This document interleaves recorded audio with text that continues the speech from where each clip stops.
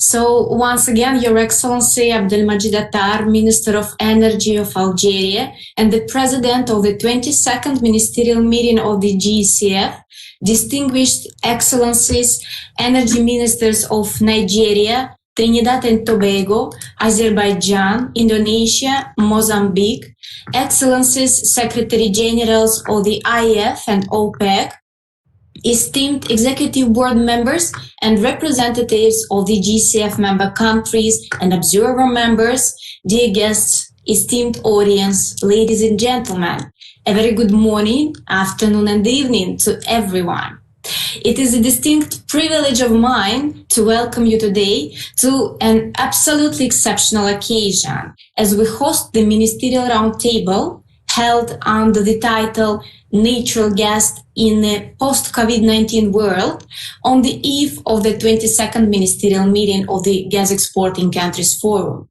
On behalf of the GCF and our esteemed host country, Algeria, I appreciate your kind participation, pray that you are in good health and mood, of course, and hope for productive deliberations today. As we embark the inaugural session, allow me please to recall the protocol of the events and kindly advise to keep the cameras on for the heads of delegations and the panelists only. Out of respect to our highly esteemed speaker panel, the event hosts and ourselves, of course, please remain muted throughout the whole event unless you are the presenter.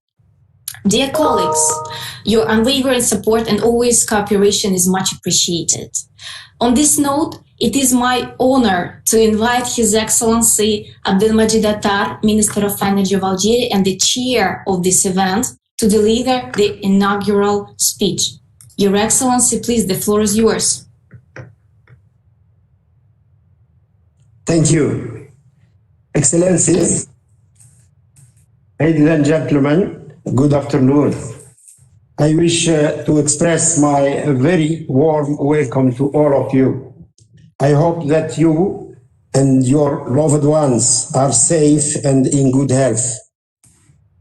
We were prepared normally to welcome you in person in Algiers and to offer you the warm hospitality that you all deserve, but unfortunately, COVID-19 and the ensuing travel difficulties made this plan impossible to implement. I am delighted that such high-level, distinguished panelists attend this roundtable, bringing a wealth of experience and diversity of backgrounds into today's discussion. I am personally very happy to share this moment with you, because I have just finished my confinement or lockdown after being affected by COVID-19. But thanks to a good treatment, I was able to join you. So be careful to you too.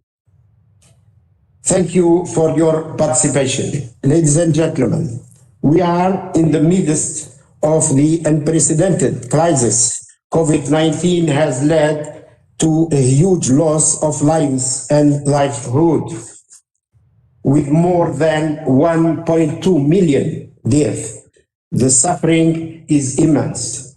Our thought and prayer are with those persons who have lost their loved ones. The impact of livelihoods is also dramatic. The IMF expects global output to shrink by 4.4% in 2020 and world trade to decline by more than 10% in volume. Developing countries, in particular those that are dependent on tourism or commodity exports, face an even more difficult situation. Non-employment has increased and the poorest are hit the most. According to IMF latest outlook, progress made since the 90s in reducing global poverty will unfortunately be reversed. Social distancing and other protective measures helped draw a path toward a containment of the pandemic. Unfortunately, the spread of the virus has accelerated again in many places, and in response, countries reinstated partial lockdowns, curfew, and other mobility limiting measures, slowing down the pace of economic recovery. Economic and financial support will continue to help mitigate the adverse impact, but near-term prospects are blurred, and the risk will remain skewed to the downside until a valid treatment or an effective vaccine is made widely available. The adverse impact on the economic sector is unseen in recent history. Global energy demand is expected to decline this year by around 5%. At the height of the lockdown period, the decline reached a staggering level of 15 to 25% in some regions. Oil demand was particularly impacted due to its dependence on the air travel and road transport sector. According to OPEC, it is expected to shrink by around 9.5 million barrels per day in 2020. In April, the shock to the oil system was so huge that price went into free fall and even into negative territory. Without the courageous and historic decision by 24 participating countries of the Declaration of Cooperation of OPEC+, the global oil system would have likely collapsed. The decision was unprecedented, both in terms of size of the voluntary production adjustment and its duration. This cooperative action helped pave the way toward oil market rebalancing. However, the route to recovery is still long and bumpy. I can assure you that OPEC remains committed to taking appropriate action in cooperation with its partner in the Declaration of Cooperation in a manner that is proactive and effective. This includes the possibility of extending today's production adjustment into 2021, as well as deepening this adjustment should market conditions so require. Ladies and gentlemen, natural gas markets were already suffering from a large oversupply when the pandemic started to hit. In 2019, demand for natural gas increased by 1.8%, aided by policy and carbon prices induced switching from coal to gas. However, supply has increased also by 3.5%, while LNG trade grew by 13%. This oversupply led to hub-based prices falling by more than 1/3, in particular in Asia and Europe. The pandemic is expected to lead to lower global gas demand by at least 3%. Prices continue to decline to level unseen in recent history, with TTF prices even lower than Henry Hub, thus creating a pressure on those volumes that are priced using on one oil-linked formula. There is no mechanism like for oil where sovereign countries could act cooperatively and collectively to bring stability to gas market, especially in crisis times. This may be an opportunity to explore through innovative thinking possibilities for such cooperative schemes to be put in place for the benefit of exporter, consumer, and the industry. Ladies and gentlemen, the pandemic is likely to have a sizable effect on world energy prospects in the long term. The GECF Secretariat will present the finding of its recent outlook in its keynote presentation later on. However, I wish to underline the important role of natural gas in satisfying world energy needs. Global energy demand is expected to grow by about 24% by 2050, mainly in developing countries, driven by population growth, economic expansion, and improved living conditions. By 2050, 1.9 billion more people will be added to world population, mainly in developing countries. Urbanization is set to expand. The size of the global economy is expected to double during this period. Policies, energy efficiency, technology, and consumer preference constitute important drivers that will shape the world energy mix evolution on the energy transition. I wish to highlight two important issues. Access to modern energy services remain a key concern, as almost 1 billion people, mostly in Africa, continue to lack access to electricity and to rely on traditional biomass for cooking. We need to ensure that the pandemic will not hinder progress in this area. I call upon the GECF to expand its work on this important issue and be an advocate of a better energy access. The other important issue is related to the protection of the environment, both at the local and global levels. Improving air quality and combating climate change are two equally important objectives. All energy sources will contribute to satisfying world energy needs in the future. However, natural gas is certainly well positioned to provide an adequate response to the two challenges that I have highlighted. Natural gas is widely available. It's clean. It's improved air quality, used in electrical generation and industrial processes. It significantly reduces emission of pollutants. Natural gas also emits much less carbon dioxide than coal or oil. It's flexible and could offer necessary backup to renewable energy in response to their daily and seasonal variability and intermittency. These qualities of natural gas are recognized by many, if not all. Some have even announced the golden age of gas, I hope. However, recognizing the qualities of natural gas is not a panacea, as energy policies could encourage or hinder its development.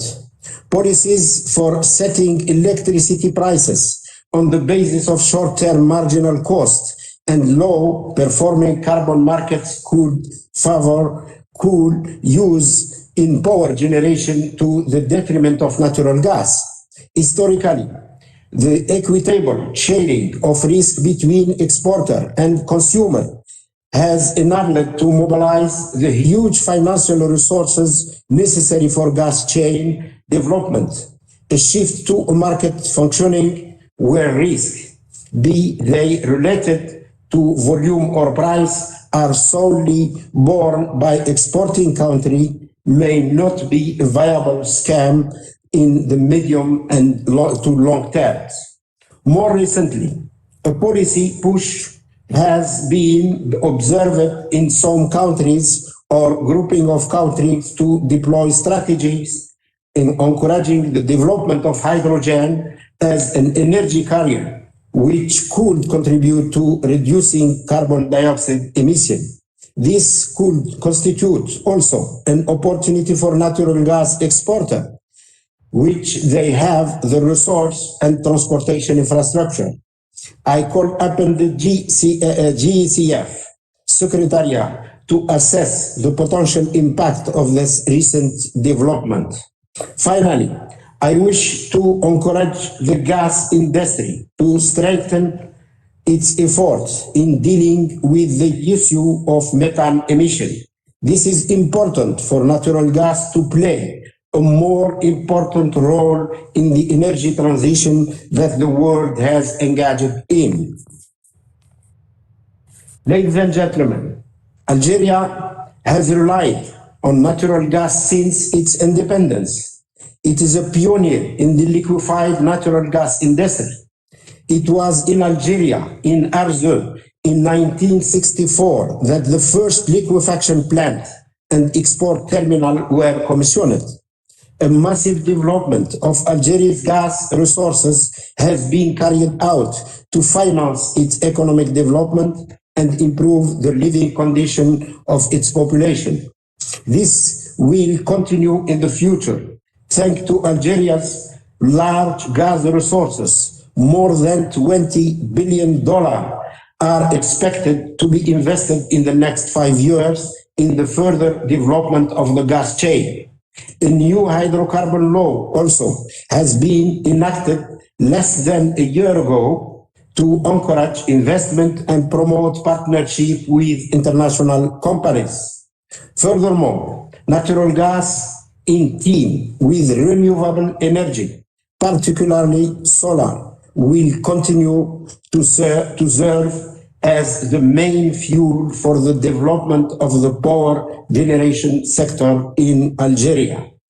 I wish all a productive roundtable and thank you for your attention. Thank you. Thank you so much, Your Excellency, for these insightful remarks. I would say for setting the scene for today's debates and discussions, and of course for your prudent leadership for the GECF community throughout this exceptionally challenging year. On this note, moving further, I would like to invite to assume the floor His Excellency GECF Secretary General, Dr. Yuri Sinturin. Your Excellency, please. You have the floor. Your Excellency Abdul Majid Attar, Minister of Energy of People's Democratic Republic of Algeria, the President of the Ministerial Meeting, esteemed Excellencies, distinguished member countries, observer members, guest countries, representatives, and the heads of international organizations, ladies and gentlemen. It's my tremendous honor to address you at this Ministerial Roundtable on the eve of the 22nd Ministerial Meeting of the GECF. The concept of today's Roundtable itself embodies the vision of the GECF founders to promote the development of natural gas at the global level.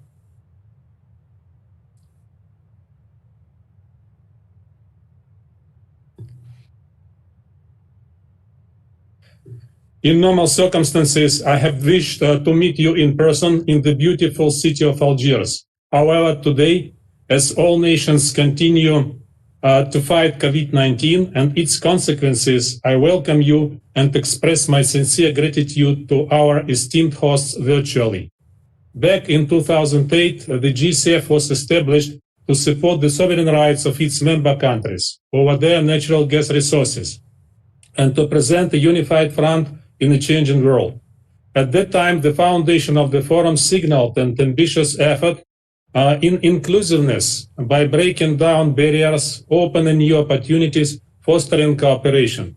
In 2020, we are witnessing the biggest pandemic causing economic downturn and impeding habitual way of life. Gas exporting countries were hit by a double crisis, as this disruption coincided with a number of geo-economical developments, weakened energy demand due to unusually warm winter last year, low prices, increased oversupply, new supplies entering market, which added uncertainty.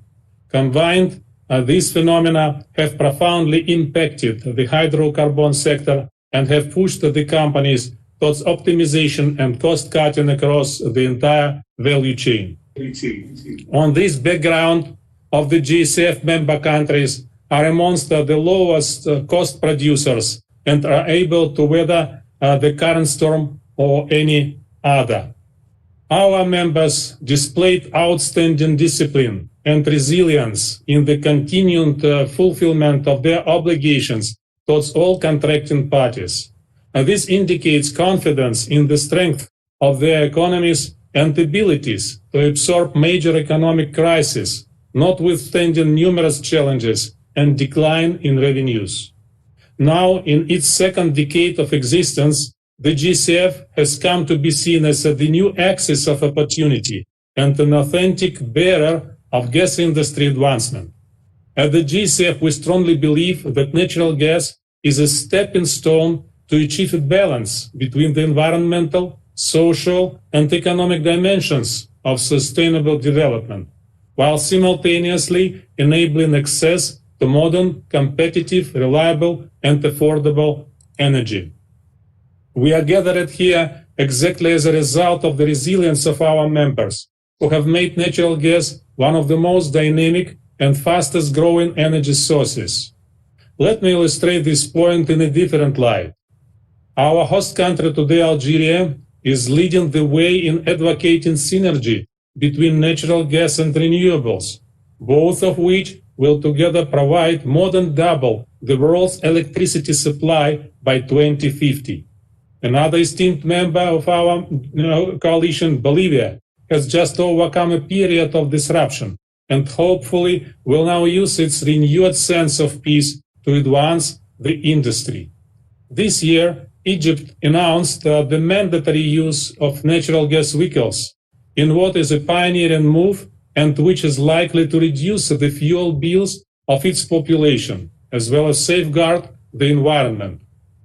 Over in Equatorial Guinea, a range of new opportunities beckon as the nation rises as a strong and distinguished voice in the resource-rich African continent.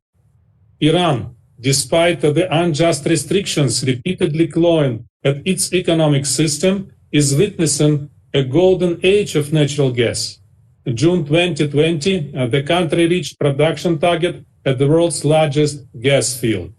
Libya, while has been beset by strife, is situated on resources that are waiting to be fully unlocked. In Nigeria, despite the threat of COVID-19, the government took the bold step and gave the green light to LNG train number 7, which is so remarkable, especially considering the economics of the country and the many jobs tied to it. And while the major LNG exporters were suffering deep crisis, our member Qatar has been continuing its remarkable run during March of the 2020. It has even announced that it won't stop at 126 million tons per annum of LNG.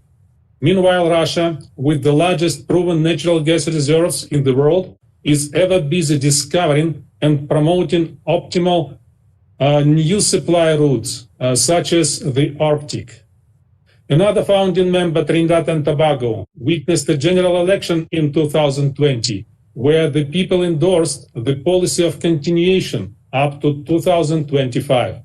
Venezuela, another key member, has reiterated its strong determination to continue working for a truly pluralistic world, as recently as at the September United Nations General Assembly.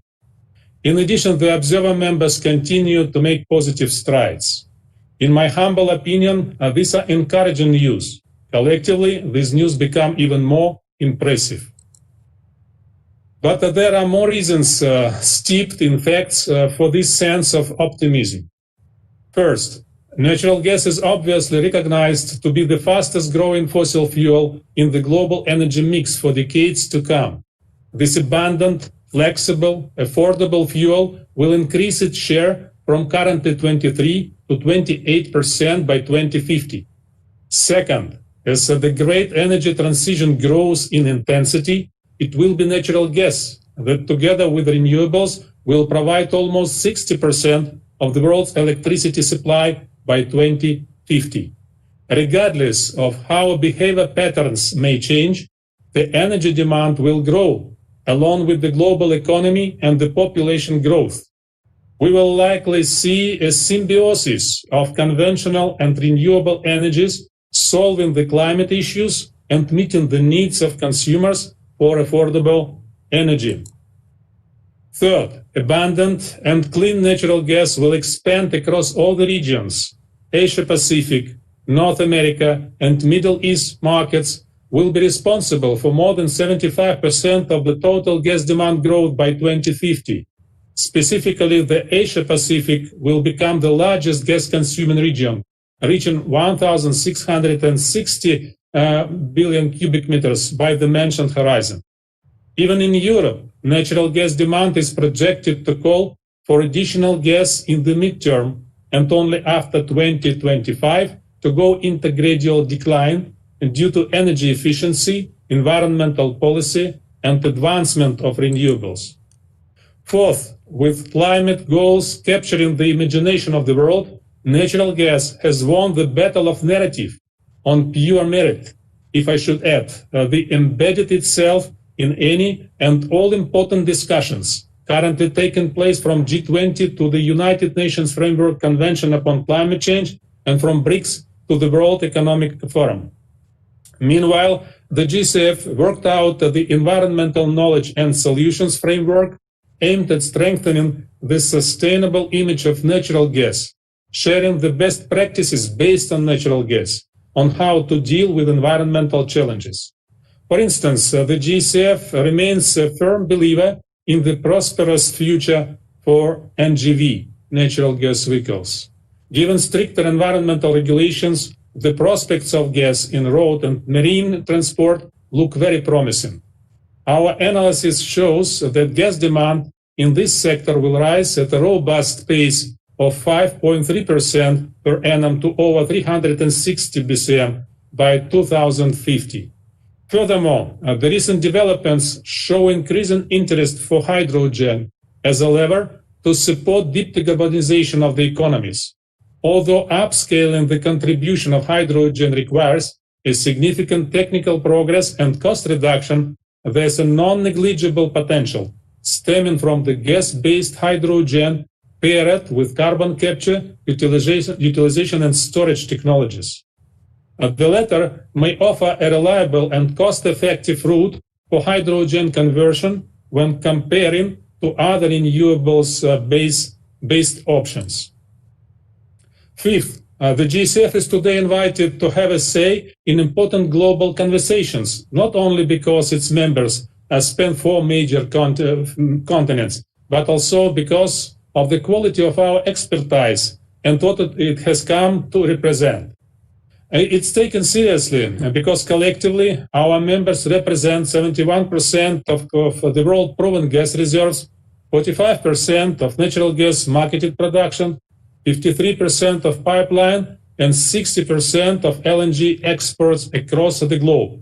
And because a spirit of innovation and scientifically grounded insight drive us forward. The fact that the GECF Global Gas Outlook 2050 is now regularly cited is a reference, is an evidence of this reputation. Finally, we are not stopping here, with more of our steps coming to life, such as the Gas Research Institute located in Algeria. The Gas Exporting Countries Forum will continue to lead the way in groundbreaking insights, technological innovation, and sustainable development. Even before the pandemic, the gas industry was witnessing changing patterns, rise of spot purchases, changes in the nature of contracts, new indexes, and yet despite the shifting changes and despite the worst pandemic, our member countries and their unified stance to bring prosperity to every individual in the world afforded them to survive the onslaught. This is why I am humble in expressing that whenever the dust of the ongoing crisis settles and the world begins to pick up the pieces, it will be our member countries who will have emerged stronger, wiser, technologically guided, data-driven, and even ever more agile, ready to support the world into its next phase of growth and prosperity. The year 2020 proves like never before that the world has not stopped changing, but neither has the forum. And the GECF will be at the forefront of this changed new world, or as referred today, the post-COVID-19 world. Thank you ever so much for your attention, and I wish you successful deliberations.